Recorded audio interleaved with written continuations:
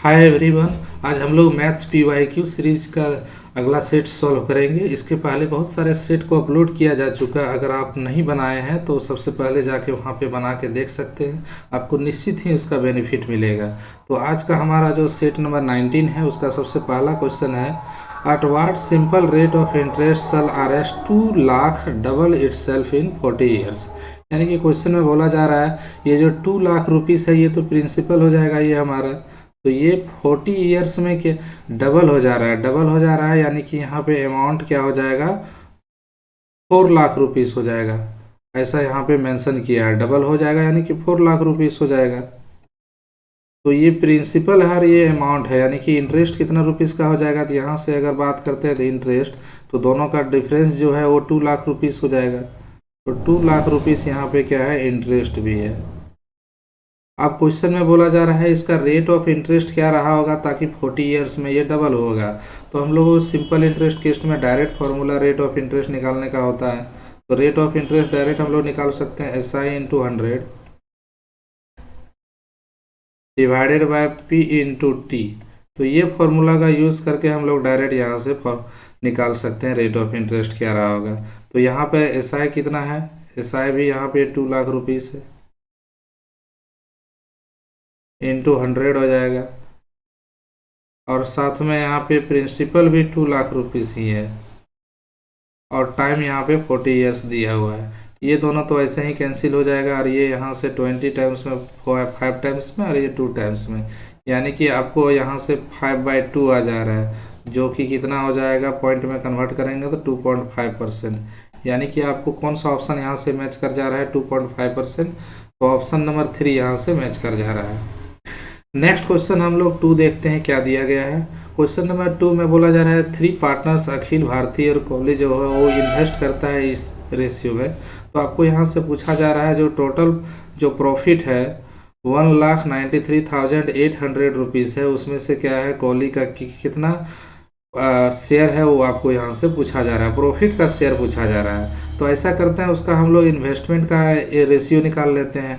तो ये यहाँ इन्वेस्टमेंट में देखिए फर्स्ट का है, सभी का हम लोग 40 यहाँ से कैंसिल कर देते हैं, और ये हमारा इन्वेस्टमेंट का रेशियो हो जाएगा। तो यहाँ से इन्वेस्टमेंट का जो रेशियो आ रहा है वो कितना आ रहा है, तीनों का 16:2 क्या आ जा रहा है, 18:23 है। ये इन्वेस्टमेंट का रेशियो है तीनों का। अब हमको यहाँ पे ये जो इन्वेस्टमेंट का रेशियो है इसी रेशियो में प्रॉफिट भी प्राप्त होगा। तो हमको पूछा जा रहा है थर्ड का रेशियो। अब ये तीनों का सम कितना हो जा रहा है, यहाँ पे तीनों को अगर हम रेशियो को ऐड कर लेते हैं 11, 6, 17 हो जा रहा है। फिर यहाँ से कितना हो जा रहा है 2, 1, 3 और 1, 4, 5, यानी कि 57 ये तीनों का सम आ जा रहा है। अब हमको किसका पूछा जा रहा है, कोहली का शेयर पूछा जा रहा है। तो जब हम लोग कोहली का शेयर निकालना चाहेंगे तो टोटल जो प्रॉफिट है 1,93,800 का जो टोटल प्रॉफिट है, और यहाँ पे जो टोटल जो इन्वेस्टमेंट का जो सम है वो 57 है, लेकिन हमको किसका निकालना है, कोहली का। यहाँ से 23 हम लोग यहाँ पे मल्टीप्लाई कर लेंगे। अब इसको हम लोग आसानी से कैंसिल कर सकते हैं। ये 19 के टेबल में 3 टाइम्स में कट जा रहा है, और ये 19 के टेबल्स में 19 1 जा 19, और यहाँ 0 लगा के 19 2 जा 38, और डबल 0 यहाँ से रह जाएगा। ठीक है, अब ये 3 से फिर से कैंसिल हो सकता है, तो 3 3 जा 9, 3 4 जा 12, और यहाँ से डबल 0 हमारे पास बरकरार है। यानी कि फाइनली जो हमारा आंसर आ जाएगा 3400, और इधर से हमारा क्या होगा 23। जब हम लोग इसको मल्टीप्लाई कर लेते हैं तो डबल 0 का तो डबल 0 रहेगा, 23 4 जा 92 हो जाएगा यहाँ से, और यहाँ 23 3 जा 69, और 9 यानी कि 78, यानी कि 78,200 इसका करेक्ट आंसर हो जाएगा। यानी कि ऑप्शन नंबर फर्स्ट हमारा मैच कर जा रहा है, सॉरी ऑप्शन नंबर सेकंड होगा, 78,200 आया हुआ है। अब क्वेश्चन नंबर 3 हम लोग देखते हैं। यहाँ बोला जा रहा है एक पाइप टंकी को 10 घंटे में भर सकता है, दूसरा 12 घंटे में भर सकता है, और तीसरा जो है टंकी को 15 घंटे में भर सकता है।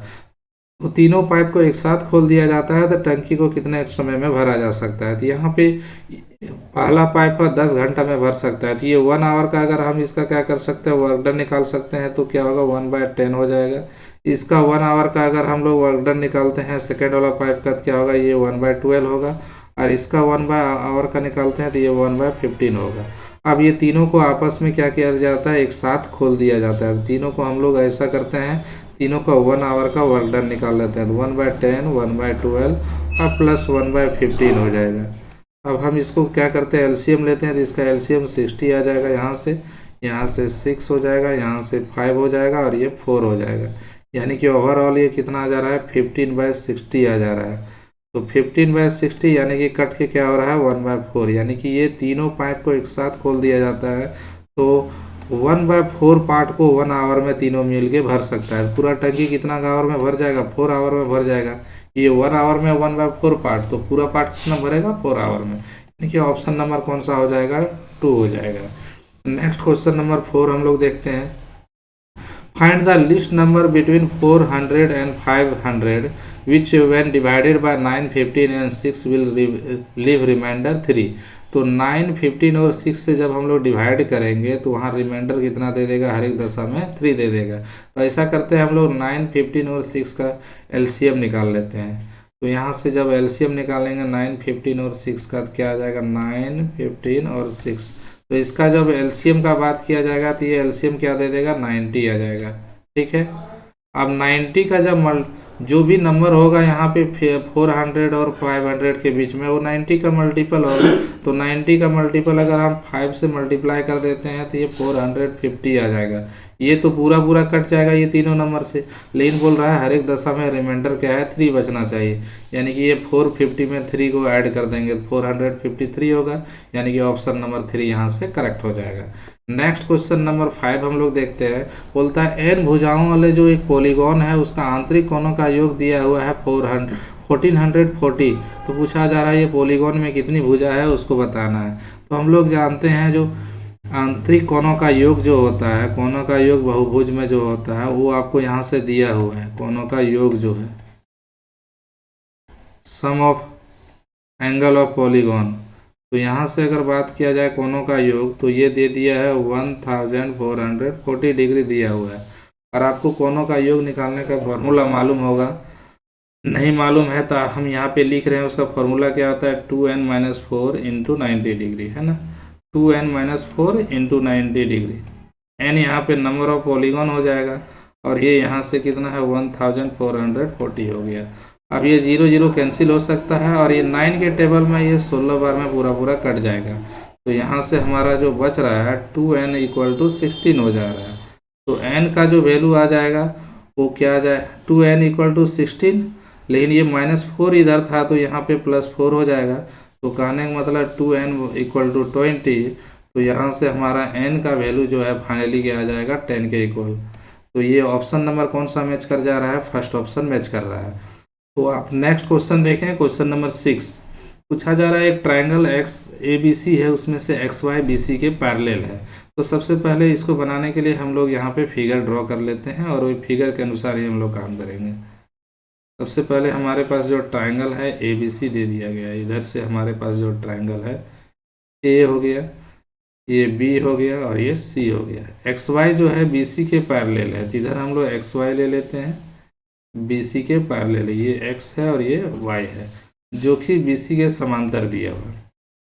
B Y X Y C को क्या करता है, समविभाजित करता है, यानी कि 2 बराबर भाग में उसको बांट देता है, बाइसेक्ट कर रहा है ना। ये जो बी वाई है वो एक्स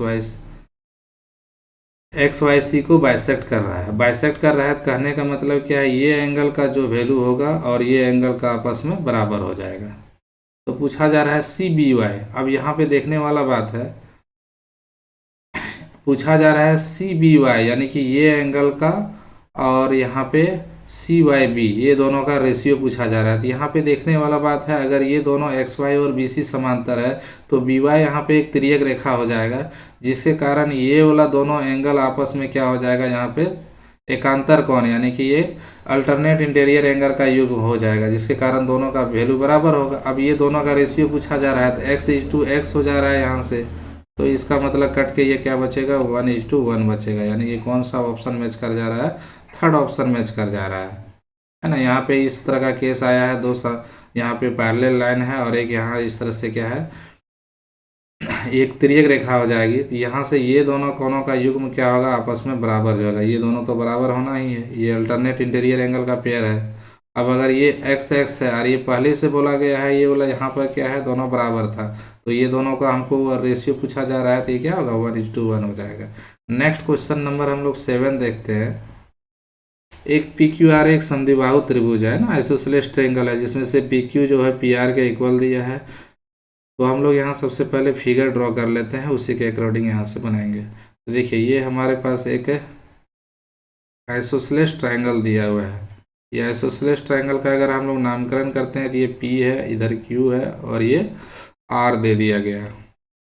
पूछा जा रहा है यहाँ पी क्यू जो है पी आर के क्या है, इक्वल है, ये दोनों आपस में इक्वल है।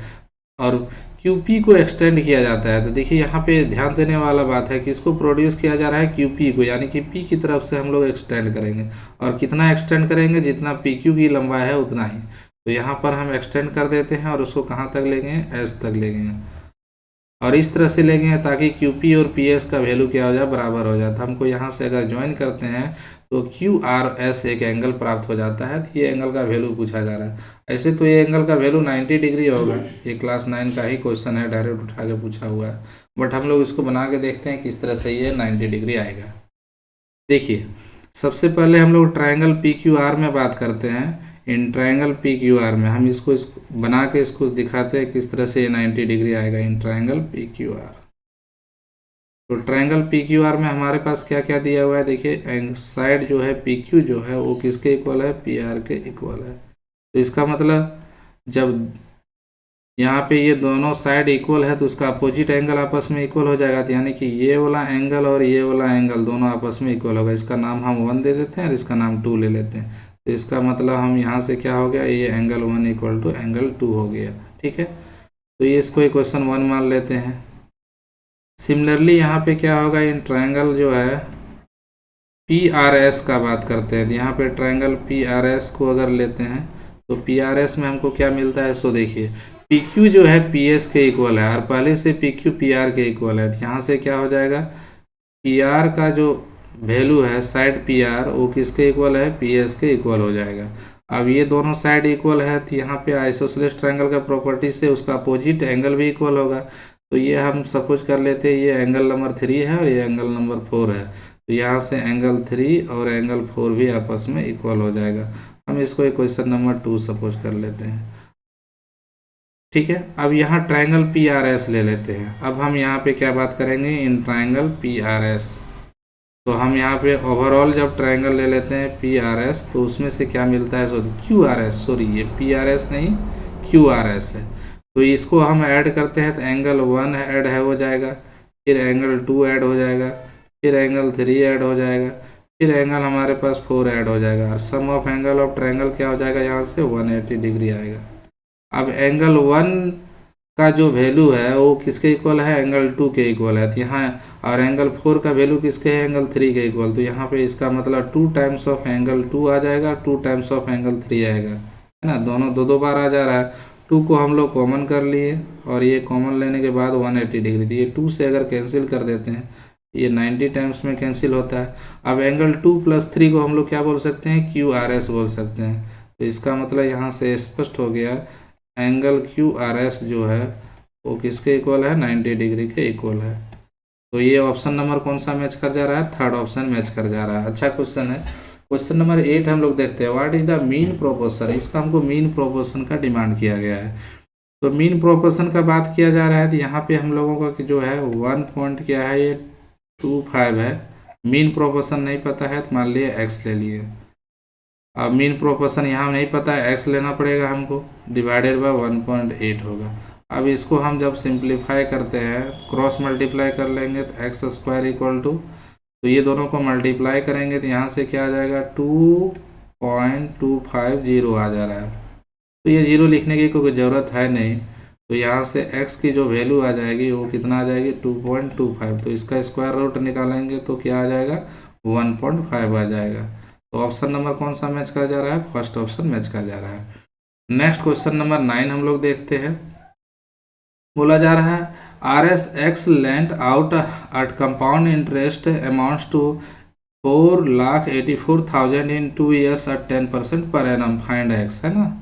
चक्रवृद्धि ब्याज से उधार दिया गया था और 2 वर्ष में बढ़कर वो कितना रुपया हो जाता है, 4,84,000 रुपया हो जा रहा है। पूछा जा रहा है वो जो एक्स का वैल्यू है वो कितना है। तो यहाँ से डायरेक्ट हम लोग क्या करेंगे, अमाउंट निकालने का फॉर्मूला लगा लेंगे। तो आपको ऐसे पता होना चाहिए अमाउंट का जो फॉर्मूला है हम लोगों के पास डायरेक्ट कंपाउंड इंटरेस्ट केस में क्या होता है, P A equal to P into 1 plus rate of interest divided by 100, और जो टाइम रहता है हम लोग उसको टाइम से क्या करते हैं, डिवाइड कर लेते हैं पावर में।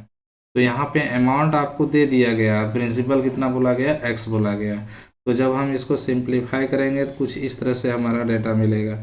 ये 4,84,000 है, 4,84,000 ये हमारा अमाउंट है। प्रिंसिपल को यहाँ पे बोला गया एक्स है, और रेट ऑफ इंटरेस्ट क्या दिया हुआ है, 10% दिया हुआ है, डिवाइडेड बाय 100 होगा, और टाइम कितना दिया है, 2 ईयर दिया है। तो यहाँ से जब आगे हम इसको सिंप्लीफाई कर लेते हैं तो 4,84,000 को जैसे का तैसे छोड़ देंगे, ये x का x रहने देंगे, इसको सिंप्लीफाई कर लेते हैं तो ये 11/10 आ जाएगा। एलसीएम लेके ऐड करेंगे तो ये 11/10 का होल स्क्वायर होगा, यानी कि ये इस तरह से आएगा 11/10 का होल स्क्वायर। अब आगे हम इसको बढ़ाते हैं तो यहाँ से आ जाता है 4,84,000, और यहाँ से x इंटू 11 का स्क्वायर हो जाएगा 1 to 1, और डिवाइडेड बाई ये 100 हो जाएगा। ये 11 के इसको 4 टाइम्स में काट सकते हैं, यानी कि यहाँ पे 30 रह जाएगा। अब हम आसानी से इसको क्रॉस मल्टीप्लाई करके x का वैल्यू बता सकते हैं, यानी कि 4 पर कितना जीरो आ जाएगा, 5 जीरो आ जाएगा। 4 लाख रुपीस आंसर हो जाएगा। तो ऑप्शन नंबर कौन सा मैच कर जा रहा है, फर्स्ट ऑप्शन मैच कर जा रहा है। क्वेश्चन नंबर 10 देखते हैं। The difference between compound interest and simple interest on a certain some of money is. 2 साल का सिंपल इंटरेस्ट और कंपाउंड इंटरेस्ट का डिफरेंस दिया हुआ है 400, और 3 साल का सिंपल इंटरेस्ट और कंपाउंड इंटरेस्ट का डिफरेंस दिया हुआ है। पूछा जा रहा है अगर रेट ऑफ इंटरेस्ट दोनों ही केस में सेम है तो बताइए वो प्रिंसिपल यानी कि मूलधन क्या था उसकी खोज करना है। तो हम लोग सबसे पहले यहाँ 2 अलग अलग फार्मूलाओं के बारे में जिक्र कर लेते हैं। अगर हमको 2 ईयर का डिफरेंस पूछा जा रहा है CI और SI का,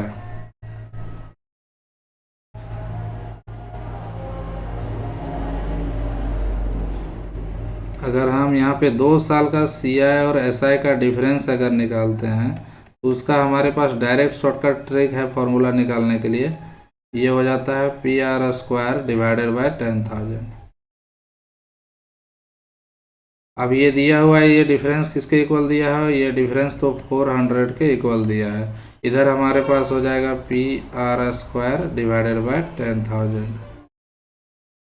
ये फर्स्ट इक्वेशन सपोज कर लेते हैं।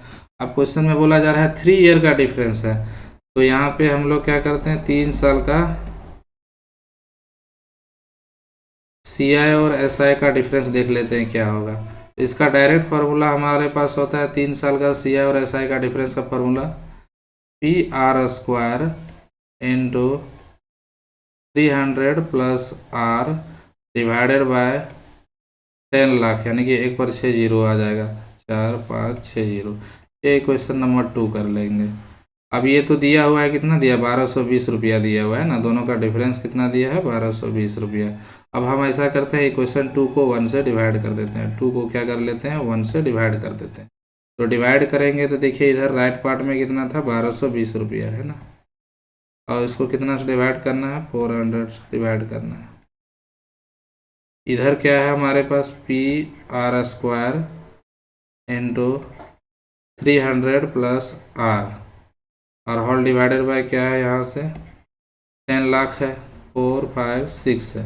अब इसको PR² बाय 10,000 से डिवाइड करेंगे तो इसका मतलब ये 10,000 हमारा क्या हो जाएगा, ऊपर चला जाएगा, और यहाँ से PR² नीचे आ जाएगा। तो ये PR² कैंसिल हो जाएगा, यहाँ से 40 हमारा कैंसिल हो जा रहा है, यहाँ से ये क्या हो रहा है, 20 यहाँ से कैंसिल हो जा रहा है। अब इसको हम क्या करते हैं, 4 से कैंसिल कर देते हैं। तो 4 से कैंसिल करेंगे तो ये 305 आएगा, 305, और इधर बच रहा है मात्र 300 प्लस R, यानी कि R का वैल्यू डायरेक्ट हम यहाँ से लिख सकते हैं 5% होगा। लेकिन हम लोग को रेट ऑफ इंटरेस्ट को क्वेश्चन में पूछा नहीं गया है, पूछा जा रहा है वो प्रिंसिपल यानी कि वो सम कितना होगा पूछा जा रहा है, तो इसको हम इक्वेशन 1 में पुट कर सकते हैं। तो हम यहाँ डायरेक्ट लिख सकते हैं फ्रॉम वन से हम इसको कैलकुलेट करके बता सकते हैं। तो दोनों का जो डिफरेंस है वो 400 है फ्रॉम वन में। पी का वैल्यू नहीं पता है लेकिन रेट ऑफ इंटरेस्ट पता चल गया 5 है, 5 × 5 यानी कि 25 हो जाएगा। और यहाँ से बाय क्या है 10,000 है। तो ये क्या हो रहा है 400 टाइम्स में कैंसिल हो जा रहा है। क्रॉस मल्टीप्लाई करके अगर पी का वैल्यू लिखते हैं 400 × 400 तो क्या हो जा रहा है 16,000 आ जा रहा है ना, ये आ जा रहा है। 4 पर आ जा रहा है 40, यानी कि ऑप्शन नंबर यहाँ जो दिया हुआ है चारों ऑप्शन, वो ऑप्शन यहाँ पे मैच नहीं कर रहा है। ये क्वेश्चन का ऑप्शन गलत दिया हुआ है, तो इसका आंसर हो जाएगा 1,60,000। ठीक है, तो आप इसको कोई एक ऑप्शन को करेक्ट कर सकते हैं, 1,60,000 हो जाएगा, ये आंसर होगा। नेक्स्ट क्वेश्चन नंबर 11 देखते हैं हम लोग। स्फेरिकल बॉल ऑफ, यहाँ स्फेरिकल बॉल है एक और साथ में कौन है, दोनों का वॉल्यूम को इक्वल करना होगा, क्योंकि जब हम लोग बॉल को पिघला के कौन बनाएंगे तो उस दौरान उसका वॉल्यूम क्या रहेगा कांस्टेंट रहेगा। कांस्टेंट रहेगा तो इसका मतलब दोनों का वॉल्यूम बराबर चला जाएगा। तो यहाँ पे क्वेश्चन में बोला जा रहा है एक कौन जो है उसको किससे पिघला करके बनाया गया है, एक बॉल को पिघला करके बनाया गया है। तो ये मान लेते हैं ये कौन हमारे पास है, ठीक है, जिसका हाइट जो है हम ऐसा करके ले लेते हैं, ये इसका रेडियस को r ले लिए। तो कौन का जो रेडियस है वो कितना हो जाएगा, जब डायमीटर 12 है तो 6 हो जाएगा कौन का, और इसका हाइट कितना है ये तो क्वेश्चन में पूछा जा रहा है। इसका वॉल्यूम किसके इक्वल हो जाएगा, जो स्फेरिकल बॉल है उसका वॉल्यूम के बराबर। तो स्फेरिकल बॉल का डायमीटर कितना दिया है 6, तो रेडियस कितना हो जाएगा यहाँ से, तो इसका रेडियस 3 सेंटीमीटर हो जाएगा। जब यहाँ ये बॉल को पिघला करके कौन बनाएंगे तो उस दौरान दोनों का जो मटेरियल है उसका वॉल्यूम सेम रहेगा। तो वॉल्यूम ऑफ कौन का वॉल्यूम आपस में क्या हो जाता है 1/3 पाई r² को h। और जो बॉल है यानी कि जो बॉल किस आकार का हो गया स्फेरिकल है गोला, तो इसका वॉल्यूम का फॉर्मूला क्या आता है 4/3 पाई r³। अच्छा, इसका हम लोग रेडियस कैपिटल R सपोज किए यहाँ पे, तो कैपिटल R लेंगे और इसका 4/3 पाई r³ होगा। तो सबसे पहले ये 3 कैंसिल हो जाएगा, पाई यहाँ पे कैंसिल हो जाएगा। अब यहाँ कैपिटल R का जो वैल्यू है वो 6 दिया हुआ है, तो 6 × 6 h का वैल्यू नहीं मालूम है, अननोन है। स्मॉल r का वैल्यू आपके पास यहाँ पे 3 दिया हुआ है, तो 3 × 3 × 3 3 टाइम्स हो जाएगा। अब ये कैंसिल हो जाएगा, तो यहाँ कैंसिल करने के बाद हम लोगों को कितना बच जा रहा है 6 6 जा 36 और इधर क्या 9 4 जा 36। तो यानी कि h का वैल्यू सिंपल सा यहाँ पे 3 सेंटीमीटर बच जा रहा है, जो कि ऑप्शन नंबर फर्स्ट यहाँ पे करेक्ट हो गया। क्वेश्चन नंबर 11 हम लोग देखते हैं। The angle of elevation of top of a building on a point of ground. तो यहाँ पे कोई एक बिल्डिंग है जिसकी ऊंचाई दिया हुआ है 10√3 मीटर। तो सबसे पहले हम लोग ऐसा करते हैं, ये फिगर बना लेते हैं, हाइट डिस्टेंस का क्वेश्चन है। एक बिल्डिंग है और ये बिल्डिंग को हम लोग सपोज कर लेते हैं क्या है, इसका नाम दे देते हैं AB है, जिसका हाइट दिया हुआ है 10√3 मीटर। ठीक है, अब इसको क्या किया जाता है, ग्राउंड से कोई एक पॉइंट से ऑब्जर्व किया जाता है, उस दौरान उसका एंगल ऑफ एलिवेशन कितना पाया जाता है 30 डिग्री पाया जाता है। तो यहाँ से हम लोग अगर इसको ऑब्जर्व करते हैं, सपोज ये एंगल यहाँ से इसको ऑब्जर्व किए और ये पॉइंट का नाम दे दिए हम लोग C, तो इसका एंगल ऑफ एलिवेशन कितना डिग्री फॉर्म कर रहा है 30 डिग्री। तो बोलता है एक अलग पॉइंट से ऑब्जर्व करेंगे तो उसका एंगल एलिवेशन चेंज करके 60 डिग्री हो जाता है। तो ज़रूर है ये नज़दीक आया होगा तभी उसका एंगल क्या होगा बढ़ा होगा। तो यहाँ पर क्या हो जाएगा, ये एंगल ऑफ एलिवेशन 60 डिग्री। ये कुछ फिगर बनाते समय गलती हो सकता है क्योंकि लॉजिक यहाँ पे काम करेगा। अगर ये दूर है तो एंगल ऑफ एलिवेशन क्या होगा कम बनेगा, नज़दीक आया होगा तभी तो एंगल ऑफ एलिवेशन क्या होगा बढ़ा होगा। तो पूछा जा रहा है ये दोनों पॉइंट का बीच का डिस्टेंस क्या है, तो हमको इसको x सपोज कर लेते हैं। तो सबसे पहले यहाँ पे हाइट डिस्टेंस का केस है, तो हम लोग 2 बार क्या करेंगे, 2 अलग अलग ट्रायंगल में 10 का यूज करेंगे। तो एक बार ट्रायंगल ABD ले लेते हैं हम लोग आसानी से। तो हम सबसे पहले यहाँ पे लिखते हैं इन ट्रायंगल ABD। अगर ABD में बात करते हैं तो यहाँ पे क्या यूज होगा 1060 यूज होगा। और 10 का फॉर्मूला क्या होता है परपेंडिकुलर लेंथ बाय बेस, तो 60 डिग्री के सामने वाला परपेंडिकुलर लेंथ होगा। तो यहाँ से क्या आ जाएगा, ये परपेंडिकुलर लेंथ बाय बेस ही तो होगा ना। अब tan 60 का वैल्यू क्या हो जाता है, √3 हो जाता है। परपेंडिकुलर लेंथ हमारे पास क्या है, tan√3 है। और यहाँ बेस कितना है, BD यहाँ पे है, √3 कैंसिल हो जाएगा। तो यहाँ से जब BD का वैल्यू हम लोग निकाल लेते हैं तो 10 मीटर के इक्वल आ जाता है। लेकिन हमको BD का क्वेश्चन में नहीं पूछा जा रहा, लेकिन बिना BD के हम लोग CD नहीं निकाल सकते हैं। अब हम लोग सेकेंड ट्रायंगल लेते हैं ABC। अब हम लोग यहाँ पे सेकेंड ट्रायंगल लेंगे इन ट्रायंगल ABC। तो ABC में बात करते हैं तो tan 30 यूज करेंगे। यहाँ पर भी हमारे पास क्या होगा, tan 30 आएगा।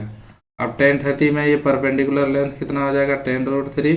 अब बेस में देखिए ये BD प्लस x हो जाएगा। BD का वैल्यू 10 आ चुका है, प्लस x है। tan 30 का वैल्यू हम लोगों को मालूम है क्या है, 1/√3 हो जाएगा। अब यहाँ रिप्लेस करोगे tan√3 और डिवाइडेड बाय क्या है, 10 प्लस x है। क्रॉस मल्टीप्लाई करते हैं तो √3 इंटू √3 3 होगा, और 10 इंटू 3 क्या हो जाएगा, 30। यानी कि जो हम लोगों का आंसर यहाँ से मिलेगा वो 10 प्लस x जो है वो 30 के इक्वल, यानी कि x का वैल्यू क्वेश्चन में पूछा जा रहा है तो 20 मीटर हो जाएगा, है ना। ये दोनों पॉइंट के बीच का डिस्टेंस, तो ये ऑप्शन नंबर फर्स्ट यहाँ से करेक्ट हो जा रहा है। नेक्स्ट क्वेश्चन देखते हैं, क्वेश्चन नंबर 13। तो ये क्वेश्चन प्रोबेबिलिटी का है, बड़ा इंपॉर्टेंट क्वेश्चन है और एक क्लास 12 लेवल का क्वेश्चन दिया हुआ है। बोला जा रहा है ए जो है 50% मामलों में झूठ बोलता है। तो 50% मामलों में अगर झूठ बोल रहा है, 50% मामलों में ये सही भी बोलता होगा, आधा आधा है इसका, 50-50। बी जो है 75% मामलों में सच बोलता है, तो 25% क्या करता होगा, गलत बोलता होगा। ये घटना समान घटना बताते हुए बताइए दोनों एक दूसरे का कितने प्रतिशत मामलों में असहमत होने, यानी कि यहाँ कॉन्ट्राडिक्शन का प्रोबेबिलिटी निकालना है। तो कॉन्ट्राडिक्शन कहने का मतलब ए अगर सच बोल रहा है तो बी क्या करेगा, झूठ बोलेगा, तभी कॉन्ट्राडिक्शन होगा। या दूसरा केस आएगा, ए अगर झूठ बोलेगा तो बी क्या करेगा, सच बोलेगा। तो ये दोनों केस में हम लोग निकाल लेते हैं। तो हम ऐसा करते हैं, ए का सच बोलने का प्रोबेबिलिटी को हम लोग PA मान लेते हैं ना। ए का सच बोलने का प्रोबेबिलिटी 50% है, तो यानी कि ये कितना आ जाएगा, 1/2 आ जाएगा। अब ए का झूठ बोलने का प्रोबेबिलिटी, तो इसका कॉम्प्लीमेंट ले लेते हैं। तो जब एक 50% झूठ बोल रहा है तो 50% सच भी बोलता है, तो ये केस आ जाएगा 1/2। बी वाला में थोड़ा अलग है, बी जो है 75% मामलों में सच बोलता है। तो सच बोलता है तो इसका मतलब 75% मामलों में सच, तो 75/100 यानी कि ये 3/4 आ जाएगा। अब फिर बोला जा रहा है, अब ये 75% मामलों में सच बोलता है तो कितना परसेंट झूठ बोलता है, 25%। 25/100 यानी कि 1/4 आ गया। अब एक दूसरे का कॉन्ट्राडिक्शन का प्रोबेबिलिटी निकालना है, probability of contradiction, probability of contradiction. तो समझने वाली बात है, ये कॉन्ट्राडिक्शन कब होगा, जब ए सच बोलेगा बी झूठ बोलेगा, या तो दूसरा केस होगा, या आ गया प्लस आएगा। तो यहाँ पे हम लोग इसको निकाल सकते हैं, ए यहाँ पे सच बोल रहा है और बी झूठ बोलेगा, तो यहाँ पे क्या आ जाएगा, बी का कॉम्प्लीमेंट आएगा। या सेकंड केस क्या हो सकता है, या मतलब प्लस हो गया, ए झूठ बोलेगा, अब बी क्या करेगा, सच बोलेगा, यही कॉन्ट्राडिक्शन ये बनेगा। तो प्रोबेबिलिटी ऑफ ए ये तो 1/2 है, बी का झूठ बोलने का प्रोबेबिलिटी कितना है, ये 1/4 है, और ए का झूठ बोलने का प्रोबेबिलिटी क्या है, 1/2, और बी का सच बोलने का प्रोबेबिलिटी कितना है, 3/4। इसको अगर हम लोग सॉल्व करते हैं तो ओवरऑल हमारा 1/2 के इक्वल आता है। 1/2 यानी कि 50% में उसको इंडिकेट करना है, 50% हो जाएगा। तो ऑप्शन नंबर 2 यहाँ से करेक्ट हो जाएगा। अब ये क्वेश्चन नंबर 14 का आपको यहाँ पे सॉल्यूशन मांगा जा रहा है। ध्यान देने वाला बात है, 14 का कोई भी यहाँ ऑप्शन करेक्ट नहीं है जो यहाँ क्वेश्चन दिया है उसके अकॉर्डिंग। फिर भी हम लोग इसको यहाँ पे क्या करते हैं, ये सॉल्व करते हैं। यहाँ पे a+b a-b, हर एक केस में तो a+b a-b ही यूज हुआ है, तो a² - b² डायरेक्ट लग जाएगा। यहाँ पे जो भी ये क्वेश्चन बन पा रहा है जो दिया है वो a+b और a-b का ही फॉर्मूला से बन जाएगा डायरेक्ट, तो a² - b² के केस में जाएगा। तो a+b a-b, तो इसको हम सॉल्व करते हैं। तो यहाँ देखिए √3 + √5 और 3 - √5, तो ये a² यानी 3 3 जा 9 और √5 का स्क्वायर 5 हो जाएगा। तो यहाँ फर्स्ट केस में हमारा आएगा 9 - 5, ये करली ब्रैकेट क्लोज किया हुआ है। फिर से दिया हुआ है √3 3 जा 9 और √5 का स्क्वायर क्या होगा, 5 होगा, ये भी करली ब्रैकेट से क्लोज है। और थर्ड स्टेप में दिया है ये भी a plus B A minus B में है, तो ये भी करली ब्रैकेट में है। √5 का स्क्वायर 5 होगा, 1 का स्क्वायर क्या होगा 1 हो जाएगा। अब ये एक बिग ब्रैकेट में क्लोज है। अब ब्रैकेट का कोई मतलब ही नहीं रह गया।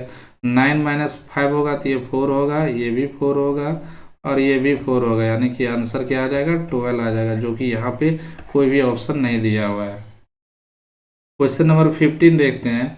पूछा जा रहा है जीन्स और शर्ट का जो कॉस्ट प्राइस है वो दोनों का कॉस्ट प्राइस दे दिया गया है 1712 रुपीज़। यदि जीन्स की जो लागत है शर्ट के मुकाबले में 14% अधिक है, तो ऐसा करते हैं हम लोग जीन्स और शर्ट का जो है कॉस्ट प्राइस का रेशियो निकाल लेते हैं, उसके अकॉर्डिंग हम लोगों का आंसर आ जाएगा।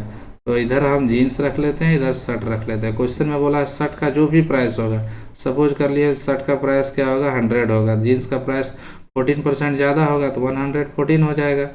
अब इसको कैंसिल करते हैं तो ये 57 टाइम्स में, इसको कैंसिल करते हैं तो ये 50 टाइम्स में, यानी कि जीन्स और शर्ट का जो प्राइस का रेशियो है वो कितना आ जाएगा 57:50 आ गया।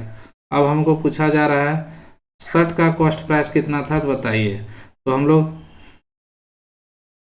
कॉस्ट प्राइस ऑफ शर्ट निकाल लेते हैं। तो शर्ट का जो कॉस्ट प्राइस है वो कितना आ जाएगा, टोटल जो प्राइस है यहाँ पे 1712 है, आइए दोनों का रेशियो का सम कितना हो जाएगा 107 हो जाएगा। हमको शर्ट का प्राइस चाहिए तो इसको हम लोग 50 से मल्टीप्लाई कर लेंगे। अब ये क्या हो जाएगा, ये देखिए 16 टाइम्स में पूरा पूरा कट जा रहा है ना, 107 से 1712 16 बार में पूरा पूरा कटेगा। अब यहाँ से 16 इंटू 50 अगर मल्टीप्लाई करते हैं तो इसका करेक्ट आंसर 800 आ जा रहा है। तो ऑप्शन नंबर कौन सा मैच कर जा रहा है, फर्स्ट ऑप्शन मैच कर रहा है।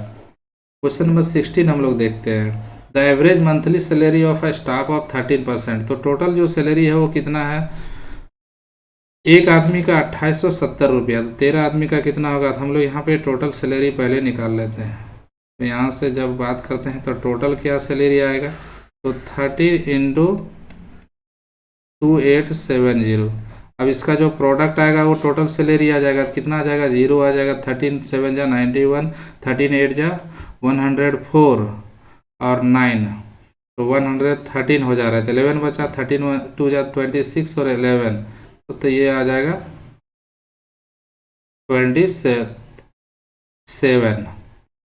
37 इतना रुपये से ओवरऑल क्या है यहाँ पर क्या था उसका सैलरी है। ठीक है, अब बोला जा रहा है इसमें से 2 आदमी चला जाता है, लेकिन दोनों आदमी का जो ओवरऑल सैलरी था इतना था, तो ये 2 आदमी का हम लोग सैलरी यहाँ पे डिक्रीज कर देते हैं। कितना घट के हो जाएगा 5894 है।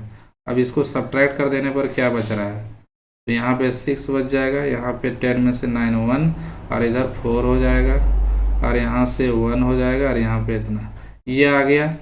अब ये जो सैलरी बच रहा है वो कितने आदमी का सैलरी है, मात्र 11 आदमी का सैलरी है। तो ऐसा करते हैं हम लोग क्या करते हैं, ये जो बचा हुआ आदमी है उसका सैलरी का एवरेज निकालने के लिए उसको हम लोग कितना से डिवाइड कर लेंगे, 11 से डिवाइड कर लेंगे। तो 11 से जब डिवाइड करते हैं तो क्या आ जाता है 11 2 जा 22, फिर यहाँ से क्या हो रहा है 9 94, 11 8 जा 88, 6 बचा 61, 11 5 जा 55, 6 6 11 6 है, यानी कि आंसर आ जा रहा है 2856।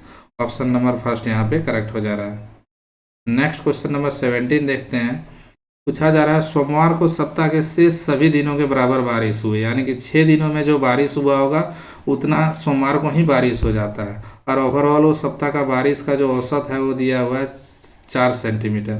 तो ऐसा करते हैं 6 दिनों में जो बारिश हुआ है उसको हम लोग x ले लेते हैं, सोमवार को जो बारिश होगा उस वो भी x हो जाएगा। इसका मतलब 6 दिनों में बारिश x सेंटीमीटर हुआ तो सोमवार को भी x सेंटीमीटर हो गया होगा। अब उसका हम क्वेश्चन के अनुसार अगर चलते हैं अकॉर्डिंग टू क्वेश्चन, तो 6 दिनों में बारिश जो हुआ था x था और सोमवार को भी बारिश हुआ x, उसका एवरेज निकालना है तो 7 दिनों का चाहिए ना। तो एवरेज कितना दिया है 4 दिया है। अब इसको हम लोग आसानी से 2x = 7 4 जा 28, तो यहाँ से क्या होगा x का वैल्यू आ जाएगा 14, यानी कि सोमवार को भी बारिश 14 सेंटीमीटर हुआ था। ऑप्शन नंबर 1 यहाँ से करेक्ट है ना। थोड़ा सा क्वेश्चन लॉजिकली समझना है, क्योंकि क्वेश्चन में बोला जा रहा है 6 दिनों तक जो भी बारिश हुआ होगा ओवरऑल उतना बारिश सोमवार को अकेले हो जाता है। तो मान लेते हैं 6 दिनों में जो बारिश हुआ था उसकी मात्रा x सेंटीमीटर था, सोमवार को भी बारिश कितना हुआ, x सेंटीमीटर हुआ। अब हमको एवरेज चाहिए, 6 दिनों का बारिश x और सोमवार का बारिश दोनों को जोड़ देंगे तो ये 7 दिनों का टोटल बारिश होगा। और एवरेज चाहिए 7 से डिवाइड कर देंगे तो एवरेज किसके इक्वल दिया, 7 के इक्वल। तो यहाँ से x का वैल्यू जो 14 ऑटोमेटिकली आ जा रहा है हमारा। नेक्स्ट क्वेश्चन नंबर 18 देखते हैं, find the value of the following. तो यहाँ से इसका वैल्यू निकालना है। तो सबसे पहले 18 की अगर बात करते हैं तो 18 को हम लोग यहाँ पे ब्रेक कर देते हैं। तो 18 कैसे ब्रेक होगा, तो 18 के बदले हम लोग लिख सकते हैं 9 × 2 रूट अंडर में, और 9 परफेक्ट स्क्वायर है तो 3√2। तो इसको डायरेक्ट हम यहाँ पे लिख देते हैं, ये कितना आ जाएगा 3√2 आ जाएगा, और ये प्लस कितना है √2 है। ये डिवाइड में है क्या, 18 के बदले लिखेंगे 3√2 और √2 यहाँ पे है। अब ये √2 कैंसिल होके कट जाएगा तो यहाँ बचेगा 3 + 1 और यहाँ बच जाएगा 3 - 1, यानी कि 4/2 आंसर हो जाएगा 2 के इक्वल। तो ऑप्शन नंबर यहाँ पे फर्स्ट करेक्ट हो गया। नेक्स्ट क्वेश्चन नंबर 19 देखते हैं, इन अ स्कूल परेड 20, 30 और 40 स्टूडेंट्स क्या करता है, लाइन में खड़ा होता है और इस तरह से खड़ा होता है ताकि वो परफेक्ट स्क्वायर बना लेता है। तो बोलता है फाइंड द लीस्ट नंबर। तो जहाँ भी लीस्ट नंबर का बात किया जा रहा है तो हम लोग एलसीएम निकालेंगे और वो एलसीएम निकाल करके उसको हम लोग परफेक्ट स्क्वायर बना देंगे। तो 20, 30, 40 का जो एलसीएम होगा तो ये तो बड़ा कॉमन एलसीएम है, 120 होगा। अब ये 120 हम लोग का परफेक्ट स्क्वायर नहीं है, पूर्ण वर्ग नहीं है। तो इसको पूर्ण वर्ग बनाने के लिए हम लोग इसका प्राइम फैक्टराइजेशन करके देख लेते हैं क्या आता है। तो 2 से ये 60 टाइम्स में डिविजिबल है, 2 से ये 30 टाइम्स में, फिर ये 2 से डिविजिबल है 15 टाइम्स में, फिर ये 3 से डिविजिबल है 5 टाइम्स में। यानी कि अगर हम लोग गौर से देखते हैं तो 120 का जब प्राइम फैक्टराइजेशन किए हैं तो 2 कितना बार में 2 टाइम्स 3 टाइम्स आया है ना, 3 यहाँ पे अकेले आया हुआ है, 5 भी अकेले आया है। अगर हम इसको परफेक्ट स्क्वायर बनाना चाहे तो एक 2 और होना चाहिए था, 3 भी होना चाहिए था और 5 भी होना चाहिए था। यानी कि हम अगर आंसर का बात करें इसका कितना हो जाएगा, 120 है, इसको परफेक्ट स्क्वायर बनाना है तो कितना कितना से मल्टीप्लाई करना है, एक सिंगल 2, एक सिंगल 3 और एक सिंगल 5। ये जोड़ा बनाने के लिए हम लोग को एक 2 लाना पड़ा, एक 3 लाना पड़ा, एक 5, और इसको ओवरऑल मल्टीप्लाई करते हैं तो 3600 के इक्वल आ जाता है। तो ये हमारा टोटल नंबर ऑफ स्टूडेंट्स हो जाएगा। तो ऑप्शन नंबर यहाँ से फर्स्ट करेक्ट हो जा रहा है। आज का लास्ट क्वेश्चन है, what is the value of x. तो इसको हम लोग क्या करते हैं, ये प्रोपोर्शन समानुपात का क्वेश्चन है, बना के देख लेते हैं क्या दिया है। तो इधर जो है √2 है और इसको कितना से डिवाइड करना है, 1 + √3, और इधर हम लोग को दिया है √6 / x दिया है। तो √2 से अगर √6 को डिवाइड करें तो √3 टाइम्स में कटेगा। अब क्रॉस मल्टीप्लाई अगर कर लेते हैं तो √3 × 1 तो ये √3 आ जाएगा, और √3 × √3 तो 3 आ जाएगा, यानी कि 3 + √3 आ जा रहा है। तो कौन सा ऑप्शन हमारा करेक्ट हो जा रहा है, फर्स्ट ऑप्शन करेक्ट हो जा रहा है। तो आज का हम लोग का 20 क्वेश्चन का जो सीरीज था यहाँ पे कंप्लीट होता है। मिलते हैं आप लोगों के साथ नेक्स्ट वीडियो में।